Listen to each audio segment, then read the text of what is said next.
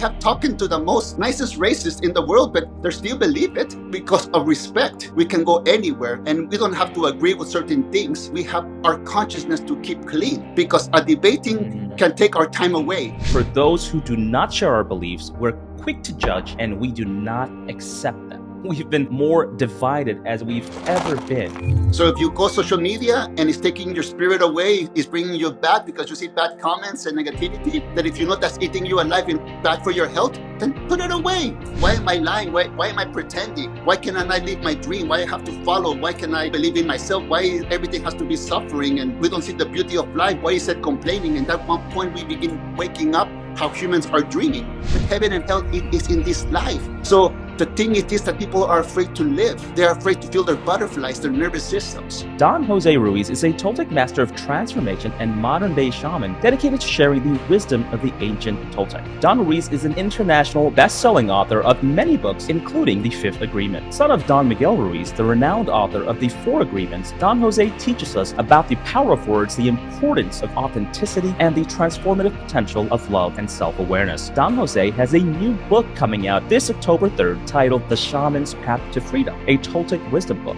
You can totally understand the war of the gods that has nothing to do with gods. It has to do with humans that made gods with the words. Why would I take something personal that I know that is not true? The first thing is to cut limits, to cut toxic people. Like you see the politicians right now making people angry, so they begin reacting instead of thinking. This is why people don't speak the truth and they lie, because they don't have the guts to say what's in their heart.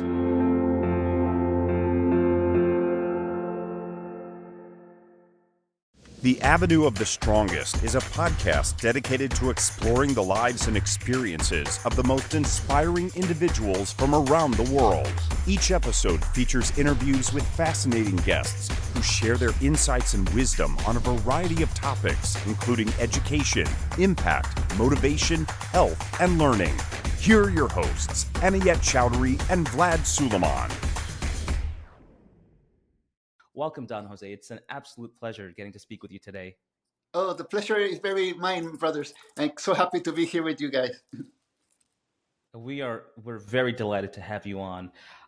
I wanted to start off first with my first question. It would be wrong of me if I didn't go there, if I didn't start with the Fifth Agreement that you've co-authored.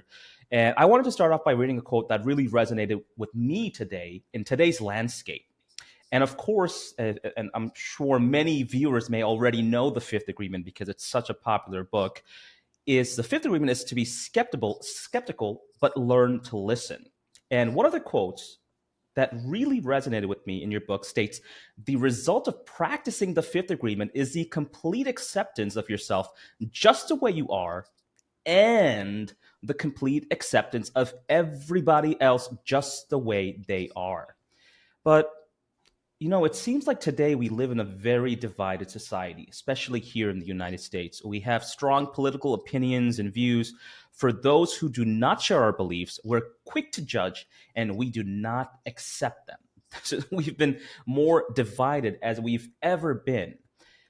How can we as a society practice this Fifth Agreement? Because I think it's so important. This is such a beautiful words and phrase that you've created that can be a solution to this problem of here. So that's my first question to you. How do we as a society practice this agreement to really make this place a better place? This podcast is sponsored by ArgoPrep, an award-winning edtech company serving over 1 million students nationwide. We understand that as parents, you want to ensure that your child receives the best education possible. Say hello to ArgoPrep. With over 15 plus educational awards earned in just the past year, ArgoPrep's platform offers your child video lessons, quizzes, drills, printable worksheets, and more. Best of all, your ArgoPrep subscription comes included with 4 comprehensive digital workbooks that cover all 4 subjects: math, ELA, science, and social studies. Visit argoprep.com today and start your free trial.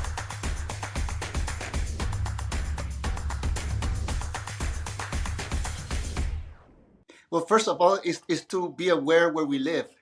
We live in a world created by words, and we believe more the words than the actual life. Like we believe more in the tree of knowledge than the tree of life, and the tree of life just is. And in the tree of knowledge, people believe the I am better. And the belief system as a survival mode says, I will bully before I get bullied. So it becomes automatic defense mechanism based by fear.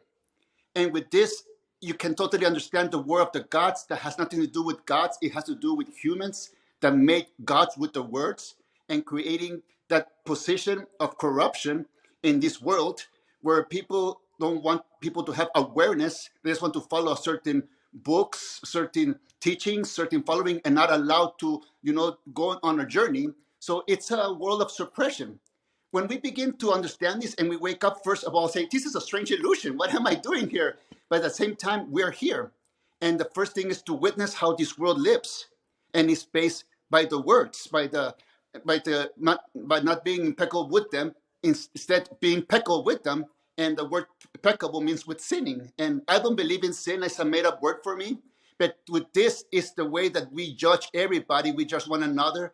And it's a survival mode out there that really, if someone comes from Mother Nature's womb on the earth and just brings life and learns the language right away, she'll say, "What are you doing, my children? What illusions you're playing?" Because it's exactly like that. Like when we're kids, they tell little kids that Santa Claus is not real. But now, when we're Right. adults in our 50s, 70s, even 80s and 90s, we believe, that some gods are real, some ways of politicians are real, some way of structure is real, race is real. But, we don't take the point of view of a little kid, how he got this illusion, but it survived. And he become aware that it cannot be manipulated anymore. So when we wake up, we see all this division, this distraction. We see a woman that it wants to separate us, not from other people, but from ourselves. And when we separate from ourselves, we Yeah. separate from everybody. There was this interview that I heard my father speaking, and somebody said, there's this man saying that the Mexican, your culture, are this, and that, and that. Do you don't take things personal? How can you not take that personal? And he said, it's very simple because I know that it's not truth. Why would I take something personal that I know that is not truth? So when we are ego and we're defense mechanism with negativity, we can see, the children fighting the children, words of gods, and Yeah. this happening from beginning of time. But the good part about it is when we begin seeing all this come out, it's like a fire on the forest, and new life will not come to life if it's no fire. So we can see the fire of different religion, politics, and all this suppression, but something is growing, and that's the clarity of a young mind's witnessing everything that we're doing. Because even if we're 30 or 40, we're in another generation, we're like a little dinosaurs to the new Right. generation. And this is the most important thing Yeah. to do, is act for the little ones can get inspired because the little ones are watching us anyways. They do not learn what we say to them to do or not do. They're watching how we live. So if we can live with self-kindness Yeah. with ourselves, it's contagious. And I tell you, I have talking to the most nicest racists in the world, but they still believe it. But because of respect, Mm. we can go anywhere and we don't have to agree with certain things. We just know that that is not our dream and we have our consciousness to keep clean because a debating can take our time Mm. away. And debating to whom? Who are we trying to change the mind? Is that person Right. or our ego trying to be right? And the other hand, it comes to silent knowledge, where our acts are more powerful than our words. And that's the act of kindness that will spread in the future. I can feel it right now with the little ones having a voice. Wow, that's very powerful, and you're 1000% right that kids watch their parents, right? They learn from the actions of their parents. Most people don't realize that, or maybe you do, but you're not consciously realizing that. But this is how children learn. And there have been so many studies done with this. It's not the act of you teaching something to your students, they teaching something to your children. They pick up on your behavior. They see how you interact with the mother, your father, your friends, your business associates, whoever it is. The children pick up on this, and then this is how they grow up to be. And so, yeah, this is a very, very important statement. Now, you described life as a masterpiece of art. How can someone start to see their life in this way, especially if they're currently facing difficulties or challenges? So obviously the theme I'm going for here is, right, we've come out of the pandemic. Now we see inflation that is soared high. We have all these interest rates that are hiking up from the Fed. People are starting to feel more challenges, more difficulties. But I love this because you've often described life as a masterpiece of art. I want other people to start seeing their life in the same way. How do we do this? First of all, knowing that like pandemics, inflation, and all these wars is not the first time that's happening. It happened before, and it's happened worse. But now we have the awareness, like this infection that happened, this COVID-19 that happened. It took us in home for a year and a half or 2 years.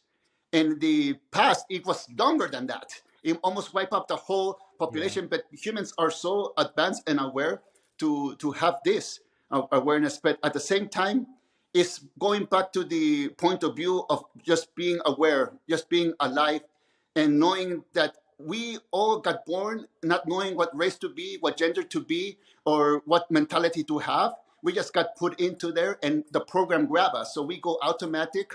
We go to school, we go to television, we go to religion, whatever, and we're getting our own program. It's like getting a computer, and you're putting all these apps on it, how it's going to function. But then later in life, heartbreak happens. And then justification begins happening. Why am I lying? Why am I pretending? Why can I not live my dream? Why I have to follow? Why can I, believe in myself? Why everything has to be suffering? And, why we don't see the beauty of life? Why is it complaining? And at one point we begin waking up how humans are dreaming. And humans are living. That's the word dreaming in my tradition. Dreaming is living.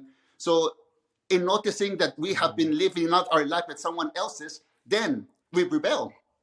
We rebel against ourselves. We rebel that we can have, whatever we want to experience in this world because it's our birthright.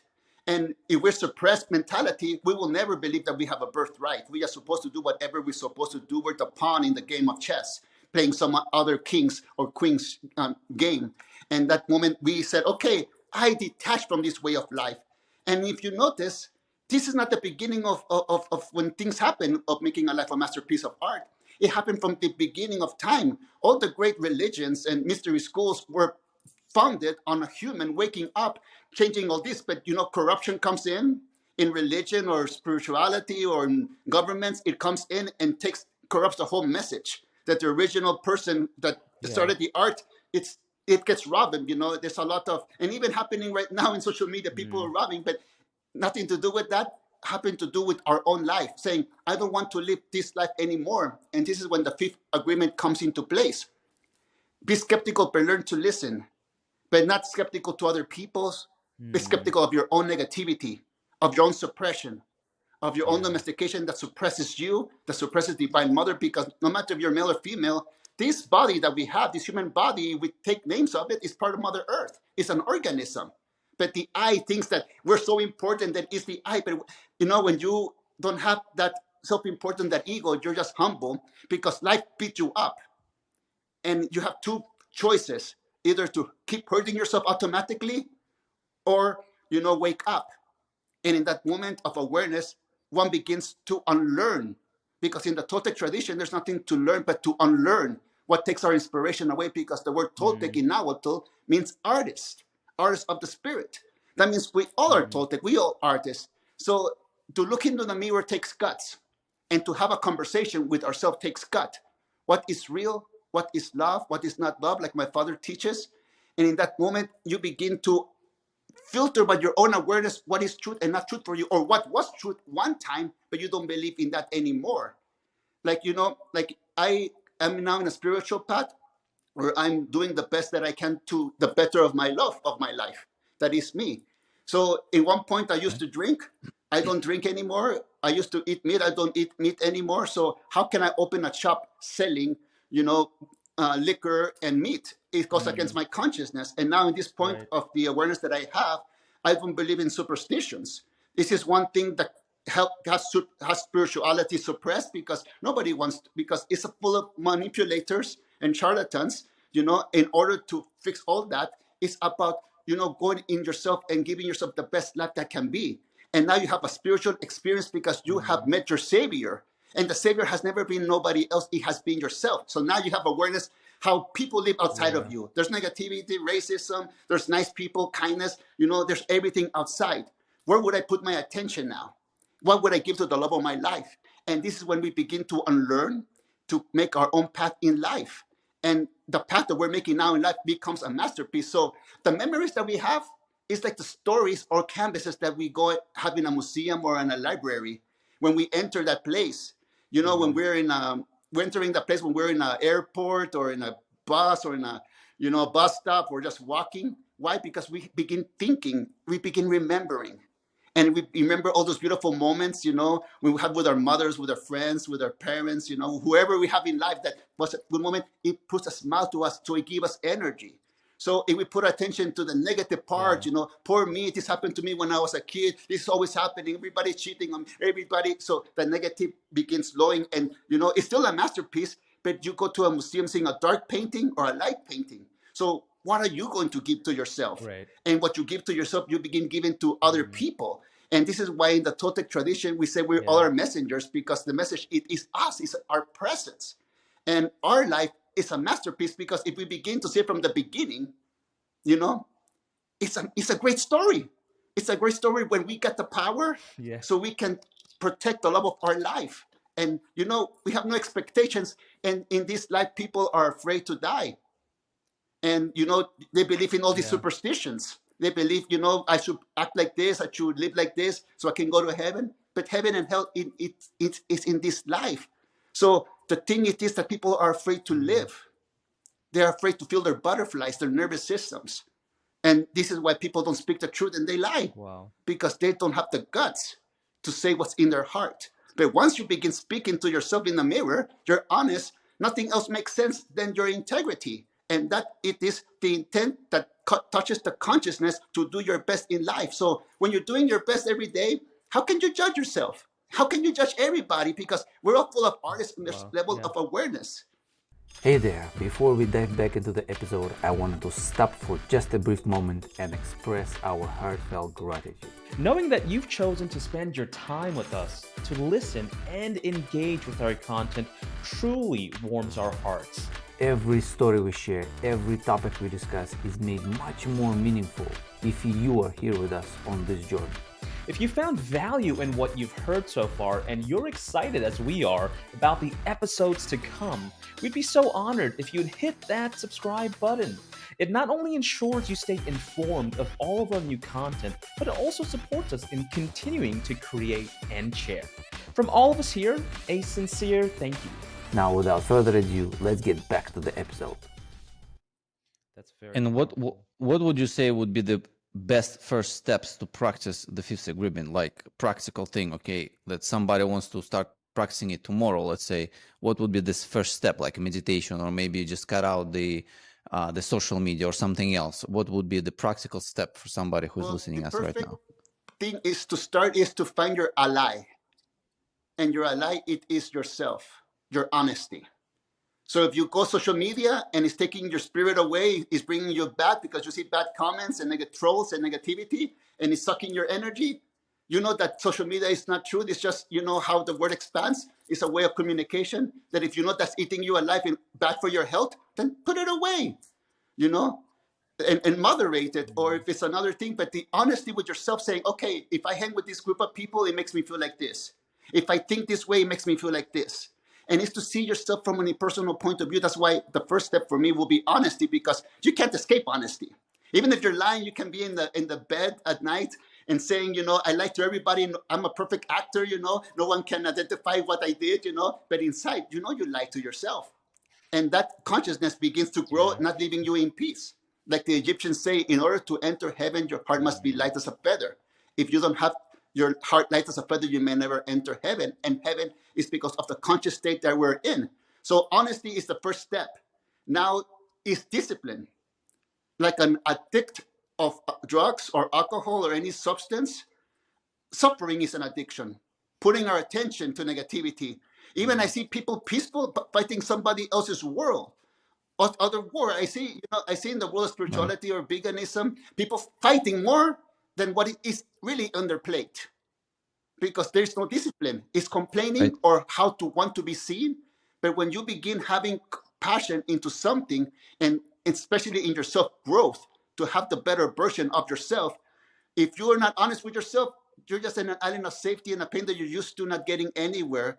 But really having awareness and not applying it is the most sabotaging thing that we're realizing that we're doing to ourselves by not taking action, because that's the mind of an addict. Just like if someone touches ground zero, no more. I will not use crystal meth. I will not use cocaine. I will not use heroin. I will not use pills. I will not use love, partners. I will not use eating. I do not use anything. I have to center myself with honesty and get my strength back. And the first thing is to cut limits, to cut toxic people. And if you're the toxic person, is to love the people that you love. If you're in a relationship and you're hurting this person, if you really love this person, will you offer all your poison to this person, saying, I love you, have my... No, you say, okay, I have this poison. And this is what I get from the story of Bible when Jesus goes to the desert to talk to the devil. He doesn't go to the desert away from people, to protect the people. No, it's to not get that negativity inside of that person and spread it to your loved ones. In the desert is a metaphor of being alone, where you hold this energy and that energy diffuses with you, and instead of passing it through you. So in that point, I'm saying that we all are energy that has a container, and a container is our physical body. And our job in life is to contain our energy and use it productively to create consciously what we want to have. So we can make podcasts, we can make books, we can make conferences. And in this moment, we're getting our energy to do good. So when we do good, we feel the goodness of life. But if we start doing negativity, we begin feeling the negativity of life. Because at the end of the day, everything comes back of what we're creating, because that's what we're creating around. So to make a masterpiece of art with our life is really waking up and saying, okay, I don't want this in my life anymore. Stand behind me. And the person you're saying stand behind me, the negative part, is the message that used to be your auto-destroyer, to auto-sabotager, your auto-relationship sabotager. And in that moment, you are taking your power back from an idea of words. And it's just words. This is the interesting part. In the tree of knowledge, there is a snake offering you the forbidden fruit. And if you get it, you live in guilt and shame. Now get away from the those metaphors and myth. It is just life. If we live with guilt and shame, we're eating the forbidden fruit that is corrupting our soul. So we're poisoning ourselves. In the 50s, they said that it was good to smoke cigarettes. Now, 100 or 70 years later, they put a death sticker on those things. Right. So the addiction of suffering is the same thing. It leads us to death, but being alive, dead. So the Day of the Dead in Mexico is a big celebration. It's not that we're honoring the dead, thank you. Mm-hmm. It is a way of thanking them, but it is the dead speaking to us, saying we're not dead yet. Come back to life and bring us with you. And that's when 100 ancestors behind us, are walking. Wow. And I never knew about that. It's the celebration of death is like this kind of concept. I was never thinking about it. So speaking of words, let's elaborate on this topic, because our language, our words, the very essence of our expression, hold immense power, right? They can not only shape our own perception, but also the world around us. The words can wound or heal. They can curse or bless. And previously, in some of your interviews, you discussed the duality nature of language in one of your interviews, sparking a vivid intrigue and desire to dive deeper into this enigmatic sea of words. And you said words can either curse or free us. So could you please elaborate on this concept? If someone has the power of suggestion over other people, like you see the politicians right now, making people angry, so they begin reacting instead of thinking. In that moment, the words have power in this world because people believe them.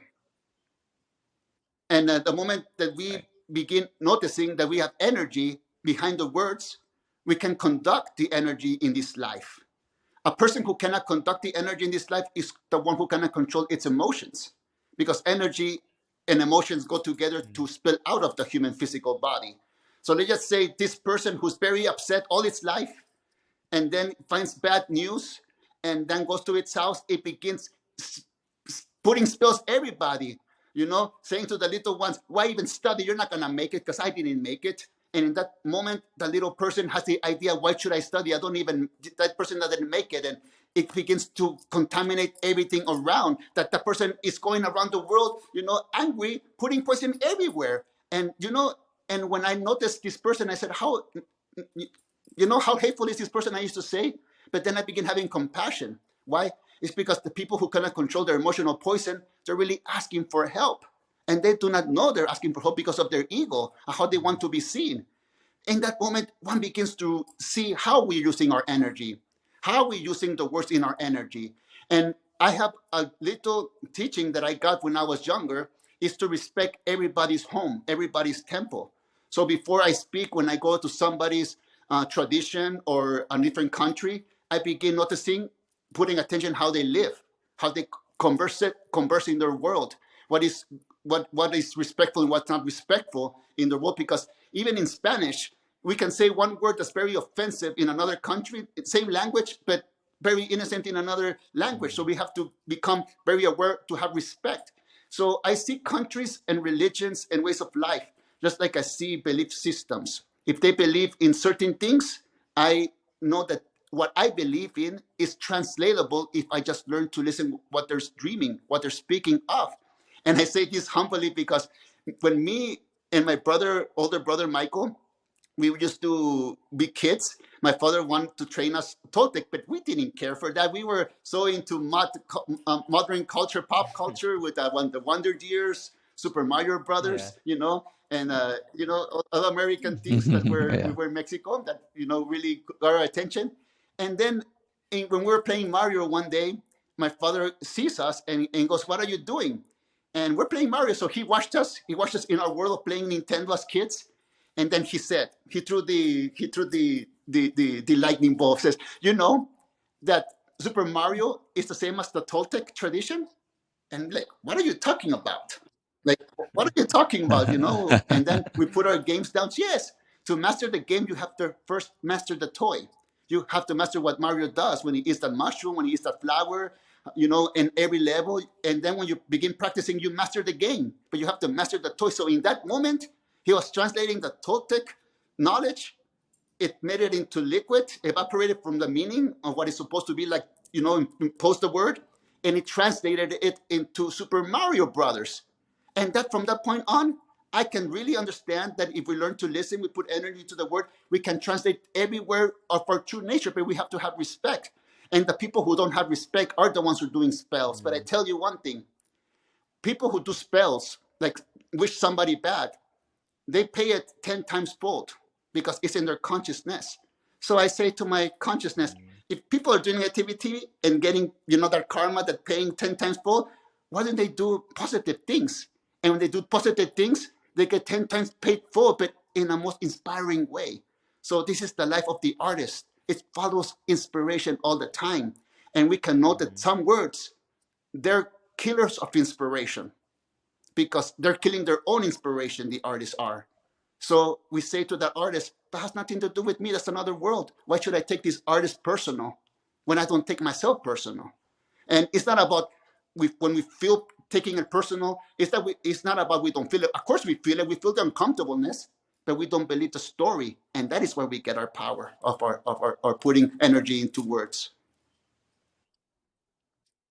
Right.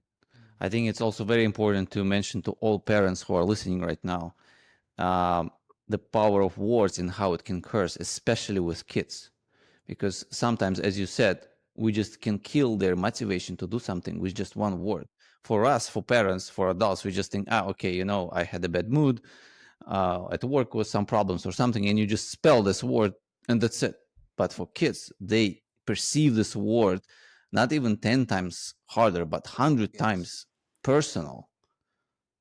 And we even don't mention, and we just spell it in 1 second, and for them, the whole day is ruined. So I would like to, make sure that our listeners understand it and try. I don't think it's even possible to control 100%. I know it myself. I'm a parent of 2 kids. It's very hard to control what you say, especially when you are in a bad mood. And that's the moment to go to the desert, to calm yourself, to calm your energy down, right. to be aware that I don't want to, say what I do not mean because I'm in pain. In that moment, we begin. But it is very important for parents to know this because, like one friend was saying, that the most hurtful times that kids are more hurting is when they are in junior high because they're repeating everything their parents, their friends, TV are doing, and they're giving it to each other. And at the same time, in that age, their minds are so innocent that they never had a heartbreak at home. But because, in other homes, there's this drama, this negativity, this abuse, people now begin hurting before they get hurt. And they repeat again, like I was seeing in Mexico, like 7 years ago, I was seeing this couple and their 2 children. And the 2 children, one was 5 and one was 7 years old. And the older kid was a little girl, and the parents were fighting in the corner. What was the little girl, the 7-year-old, doing to his little brother who was 5 years old? He was already fighting with him like if they were married. They were kids. They learned that.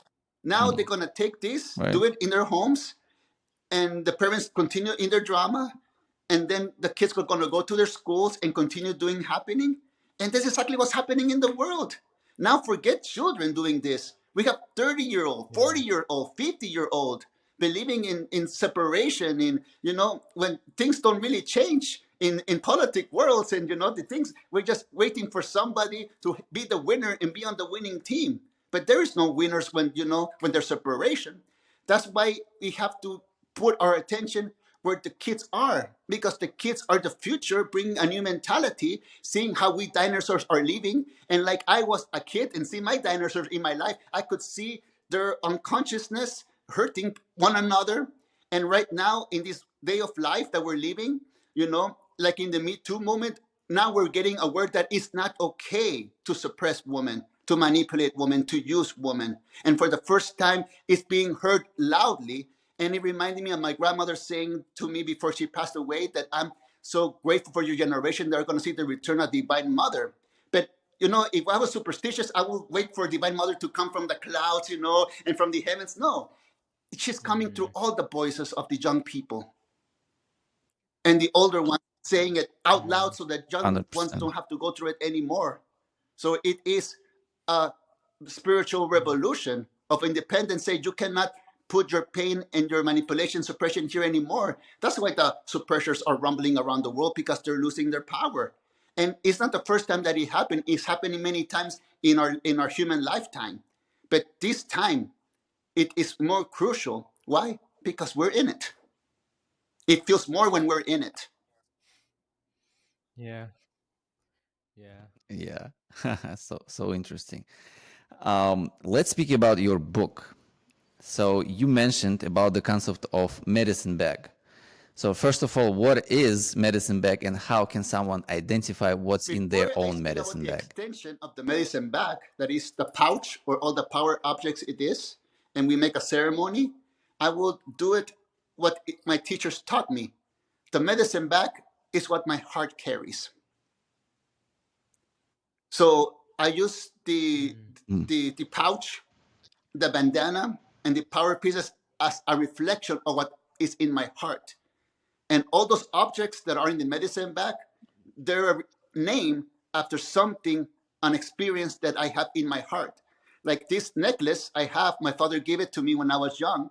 So I have this in my medicine bag, but what it represents in my heart is the love of my father, of my teacher, and the respect that I have for him. So I begin putting it in the table and begin pouring my heart out. So if my medicine bag was not a medicine bag, but it was a bag of disease, I would see my old wounds there. The wounds when I was drug addict, the wounds that I had when I was in a bad relationship, all the wounds that I pick up. So it's not a medicine bag of healing. It's a toxic bag of making one sick. So that's the first step that we do when we open a medicine bag. We know what we're giving attention to that is taking our inspiration, our life away. So then it's the ceremony. The ceremony is when we're honest with ourselves, like I said, honest earlier. The power of honesty that makes you unlearn, because you have awareness to transform and let that go. Like if we were a rattlesnake, we know that we're going to shed our skin naturally instead of resisting our skin to be shed and carrying it like Yeah. 50 skins, we let out that go by putting a medicine bag and identifying, I'm in a toxic relationship. Or I was being toxic in this way of life. Or I believe system really is a safety net. I really don't believe in this, but I prefer to be in this point than, to live my life of the unknown. So everything begins having a realization. And having that self-realization leads to a self-transformation. And now, if you don't transform your life, having the awareness, something will begin bugging you. It's like you look as a little kid saying, when are we going home? Or a little puppy, when are we going home? And those eyes, they're not a kid or a puppy, they're your own eyes. They're the eyes of your physical body saying, when are we going home? And this is when we look in the mirror and say, all my life, this reflection has been loyal to me. When I've been loyal to this reflection, it's time for me to be loyal to this reflection that is the love of my life. And then it's when the energy realizes that it's not Jose, that is not Luis, that is not a Toltec, that is not a Nagua, that is not anything, but it's just a living being. And then I wake up as energy, seeing around me the world of words. And that is when I sign a container outside the container. Because we are eternal. We're this energy that cannot be destroyed. Our physical body is the one on vacation, is the eyes of the Divine Mother, as I say, my point of view of the planet Earth. When we are alive, we're contributing. So in my tradition, normally they don't allow this anymore, but our physical bodies were about to return to the ground so it can fertilize the earth, what was given to us. So now saying what we give to the earth when we're passed away, now let's see what the earth gives to us when we are alive. And it is the concept and the consciousness that all the masters from the beginning of time have had. We're just energy, we're just life, dreaming in this world. Now, what are we going to do? We return to the body of Jose, the consciousness. I'm Jose to everybody knew Jose. I'm Don Jose to everybody who knows me or doesn't know me. I am this character, other character, but I know that I'm a Right. shifter because I'm shifting without the mask belonging to me. They have to see me this way. No, I allow them to see me this way because they're going to allow me to see me this way. The secondary character of me in other people's brain is not real. What is real is me.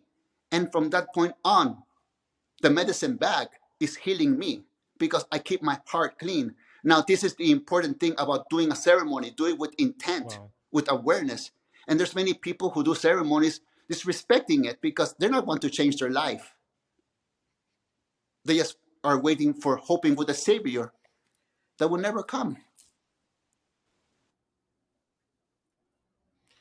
I want to do a follow-up question to this, which is, you've emphasized the importance of not seeking external validation. I imagine for most of us, it's extremely hard to not seek external validation. We look for it everywhere. At least I know I do, Vlad. I think pretty confidently I can say you do also. It's within us, or maybe it wasn't within us as a child. I don't know. But how do we cultivate this sense of self-validation and not going Well, out? it's interesting because when I was younger, I used to crave validation from my teachers, from my masters, from my school teachers, from my music teachers. I never got it. And I judged myself for it. I even wrote one of the best-selling books in the Fifth Agreement when it came out like a few years ago, and I still didn't get it because I was waiting for the outside. But during the time, I don't crave validation anymore from the outside. Why? Because I have my own validation. Many times we seek someone's validation because we're seeking our own validation. Sometimes we're asking opinions and asking something that we already know, so we can, be assured that they know what we know. That makes me sure that I know that it's correct. That thank you for giving me permission to believe in myself. 100%. And in my culture, they said if you think, if you believe in yourself, it's personal importance. And I said, look at these mentalities. If I believe in myself, that is power. But if I believe that I'm better than somebody else, then that is manipulation. That is ego. That is looking for validation for the outside. But when you feed yourself, you love yourself, why would you look for love for the outside? And this is when my family and loved ones, teach me, if somebody doesn't want to be with you, why do you want to be with them? If somebody, doesn't validate how your left life, they will never validate your way of life because they're a different dream. Right. The moment that you validate yourself, that you want to love whoever you want to love, Right. to dress however you want to dress, to say what you want to say, it's because you're sure and you own your power. And you're not, apologizing for being you. And that's a very important thing when we come with power of awareness, to not apologize, to not suppress ourselves for being us. Now, if we do negative things, we hurt people, then of course we ask for apology. But even forgiveness, for the addict of suffering, it's begging for the person they hurt to forgive them so they can hurt them again.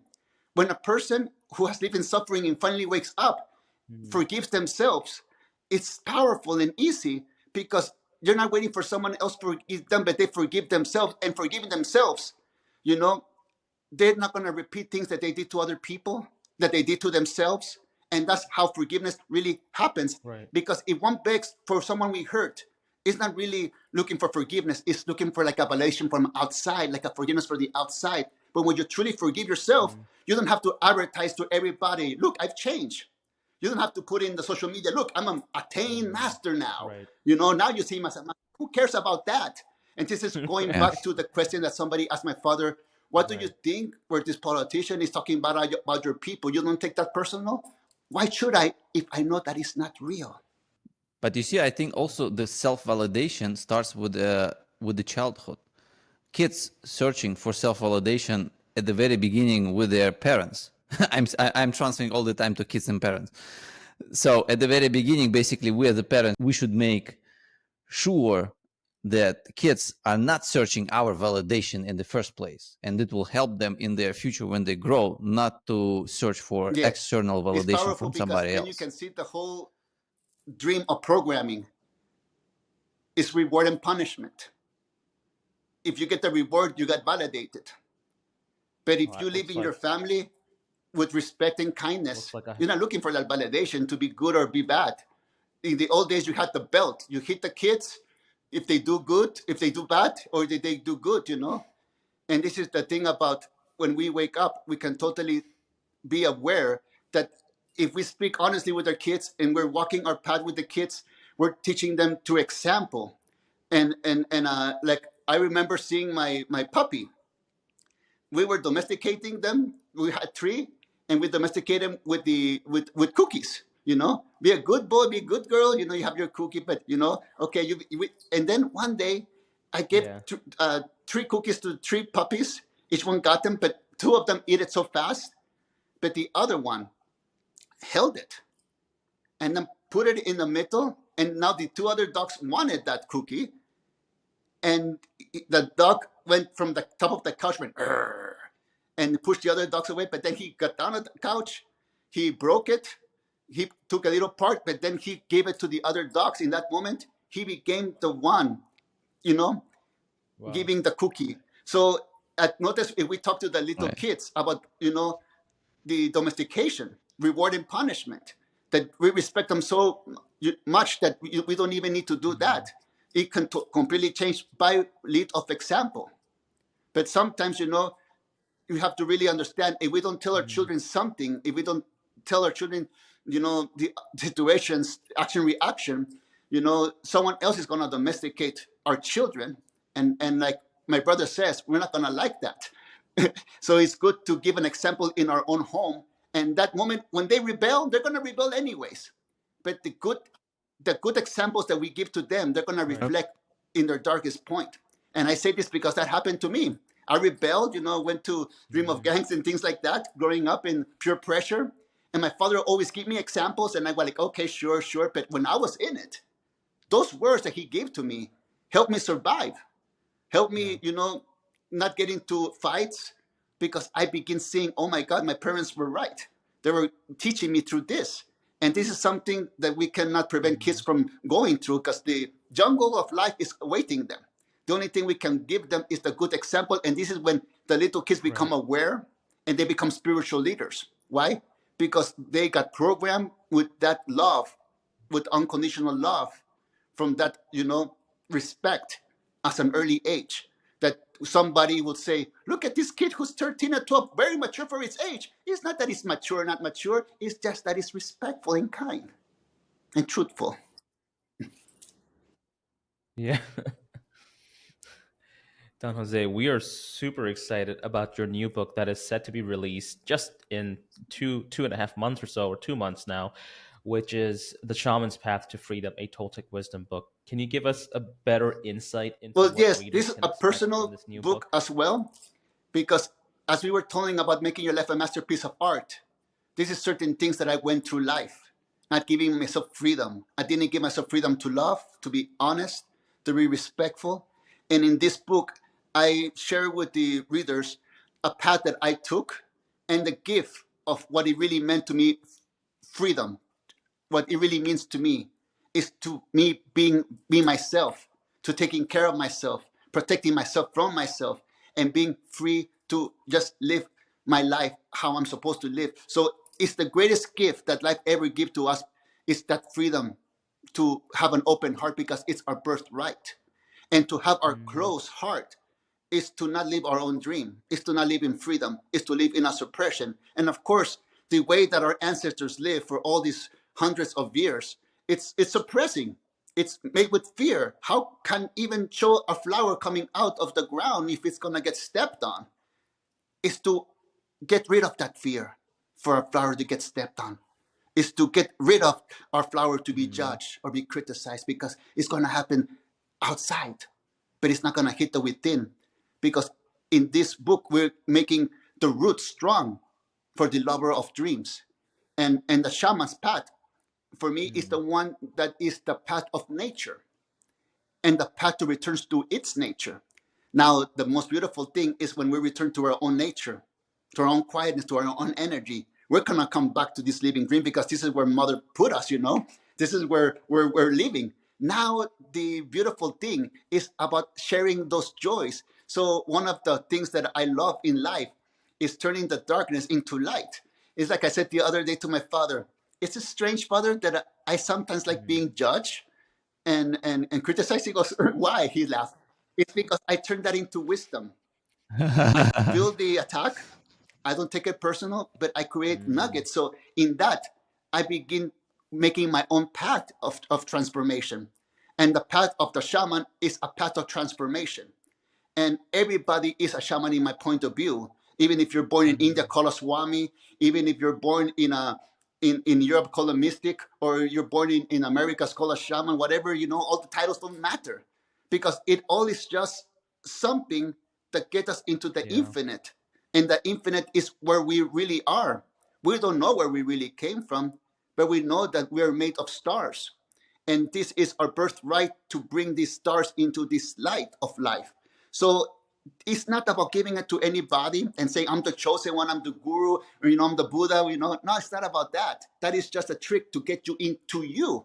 But once you get into you, whatever you believe in, if it's science, religion, Right. whatever it is, it gets you back to your consciousness connection with your within. Now, from that point on, you wake up meditating with eyes open and sharing that, transforming things. Everything that you can help in this world, you do. But you couldn't help this world unless you did it to yourself first. And this is the beautiful thing about life. We all go through the darkness and suffering, Mm. but some of us find the gratitude of being alive. And from this point on, the mind will Mm. say, I will Wow. finish my soup however it is. There's no there's no hurry to go to the infinite, because we're gonna be there for a long time. We're here on vacation as a human, with our consciousness, with our mind. Like, let's say I move my hand. What made my hand move? Well, I gave an order from my brain to my hand. Well, what gave an order to my brain to move my hand is intent. And when you hold that intent, you know, you can do, and people will laugh at you. People laugh. I have this dream, but Wow. intent. Oh, you can never do that. Watch it where it goes. Well, we will most certainly be purchasing and reading these workbooks because my sister is a huge fan of you and your family. My wife is a huge fan of you and your family. Vlad's wife is a huge fan of you and your family. The differences that you've made, is maybe I should ask this question. How does it feel to know that you've made such a difference in people's life? Like, you don't know me, we don't know each other, we're so far away, yet we're so close. It's mind blowing, just the magnitude of power that your work has spread across all throughout the world. It's just a great connecting point, right? Kind of like music. It's a great connecting point. How does that make you feel? Thank you for your beautiful words, but the only thing I can feel is I'm grateful for the changes I've done in my own life. The way that I take myself out of dreaming to enjoy this life. The other thing is water out of the cup. But what really matters for me is always be of service, because there's bad days, there's good days. But like I said earlier, when you begin doing good things, the energy comes back to you and gets you out of those bad situations, because you're not getting stuck there like before with the addiction of suffering. You begin letting things go. And when I know that I'm not the only one who feels like this, I'm not the only one to feel suppressed. There's all the people in the world who also feel the same way I do, because we're human. We're just told a different story. And this is the important thing about living our story out loud, living, the life, because it's contagious inspiration. Like depression is contagious. Inspiration is joy, is contagious. So we need more of that in this world. Wow. It's also the gratitude to be alive, simply. Now, I would like to continue by reading your own words that you once wrote and said. Since ancient times, Toltec shamans have taught that the root of all this discord can be found in the human mind and what they called its addiction to suffering. They also taught that the time will come when we must choose to either break free from the addiction or pay the ultimate price. So if you don't mind me asking, what is the ultimate price? Living with suppression. Could you imagine, instead of the Archangel Michael stepping on the devil, is the devil stepping on us? Then we get our power.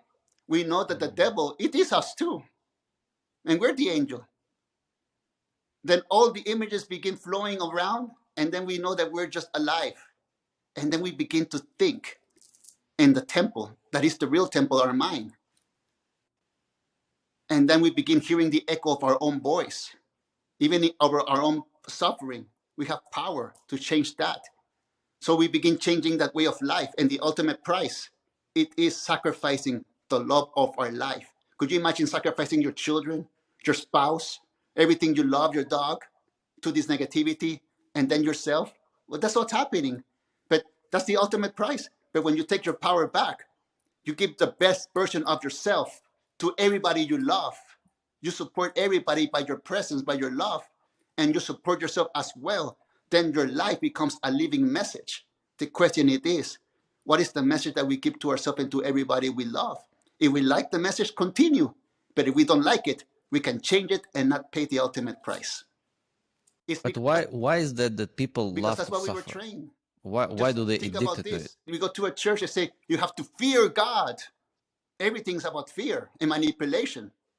It's a setup for the patriarchy, because, like in my times, and my ancestors, the ancestors, there were no genders.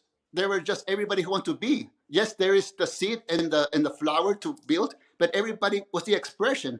It was later in life where people came in to suppress, and you punished for being you. You punished from having thoughts. You're punishing, and that little by little, this is how the world begins living after 2,000 years of knowledge, and it's even more than that.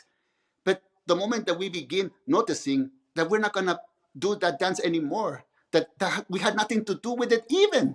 We were born, like someone say, what is the secret of the Toltecs of 1,000 years ago? I said, I do not know. They go, how do you not know? Aren't you a Toltec? Yes, but I'm a Toltec born in 1978. I do not know what happened before that.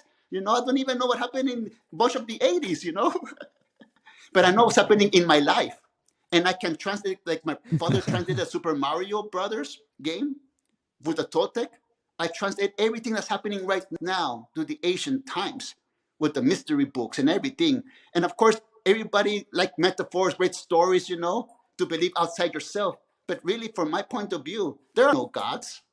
They're just words of human creating to find an infinite part of themselves Now, when you find that even a part of yourself and you travel the world and see all those religions, all those mystery schools, you feel a connection, but not by the corruption of the politic world, because even religions have politics in their strategy, non-profits and all these things and all these things, all these laws, But the Yeah. true energy is about the infinite, Yeah. that something wakes up.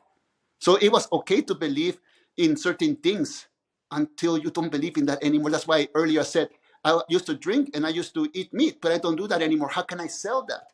How can I give that? I can't. Same way with superstition. I used to believe in some superstition, like Dumbo got a magic feather, believe he could fly with that magic feather, but when he lost that magic feather, he became panicking until the conscious in the infinite, the little mouse in that story said, it was never the feather, it was always you. The crows trick you, and that's what shamans do. They trick you so you can believe in you. But there was power in the magic feather. There was no power in the words. They were just used to wake up something within. Now that Dumbo, before it fell, again, it found that within and flew. And this is the thing that we all have. We all can fly. I don't mean physically, but our mind can fly, our imagination can fly. In our imagination, all the sacred stories, like all the stories in my books, they came from my dreams. In my imagination and my things of life, I contribute them and create a story. And then somebody came to me and says, oh, I know the Quetzalcoatl was born this way. I go, it wasn't. I don't even know if it's a Quetzalcoatl. It was just something that I can talk to the people who believe in themselves as a metaphor. But the metaphors are not true, they're magic feathers. Now, every mind is a world, and every mind speaks a different language, even though they speak English or Spanish. It doesn't matter. They speak a different way, they understand themselves. And that's the programming. And that's what our work in the Toltec tradition is based on, to unprogram. But then what happens after the unprogramming? Well, we reprogram ourselves with something that we love to do. Don Jose, I would love to end the interview on this one last question that I'm going to ask you, which I think is so important to discuss. So I saved this question for the last over here. And in many of your past interviews, you've spoken about overcoming machismo.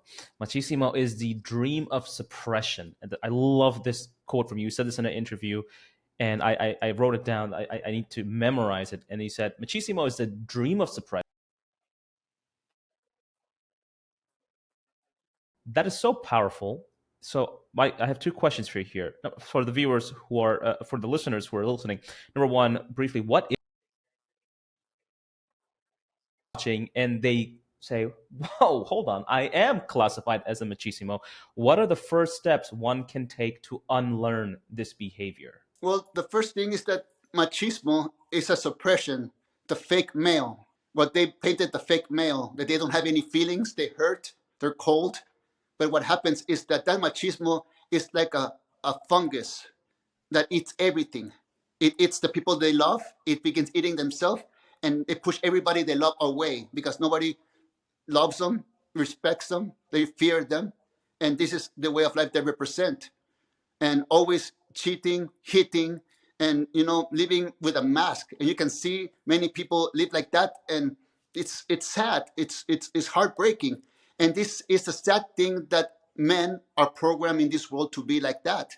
Little children are open-hearted, little Krishnas, and they get molded, they get punished, they feel less than, that they leave that part of divine mother that's in all of us, that kindness, the child, that touches mother's face, they kill that. So it comes apart with that part, it gets suppressed in our being. But then in life, we begin processing, we begin having more awareness. This was a lie. I don't want to treat my sisters this way. I don't want to treat my spouse. I don't want to live this way. Then we begin to unlearn, and we begin letting the beauty out of us. So I come from the lineage of the two spirit energies, Shiva Shakti in India, where male and female balance, it's all inside of us. And in that moment, it's beauty. So that beauty, it is so beautiful because that is the aroma that we offer the people that we love, that we respect. Now people feel safe with us. People feel they can, trust us. We're listening. We're not killing dreams. And in that moment, we are supporting the Divine Mother, just like in the painting of the Virgin of Guadalupe. when we begin now being supporting the Divine Mother, our physical body, is that we don't have guilt or shame over ourselves.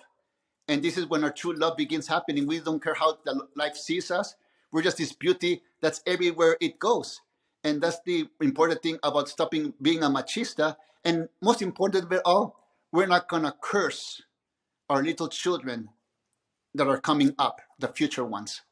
That is the most important thing, is to let everybody know that they're the love of their life. And this means when you're the love of your life, you will attract somebody who's the love of your life. And you will not control one another, possess one another, but you will enjoy life. And it's not only in romance or partners, it's with friends, with friendship. And one advice that I would share is like something that Doña Barbara and my father gave to me. When you're about to enter a relationship or a group of friends, be aware of what kind of level of suffering or happiness they're in. Why? Because that's the world you're going to enter.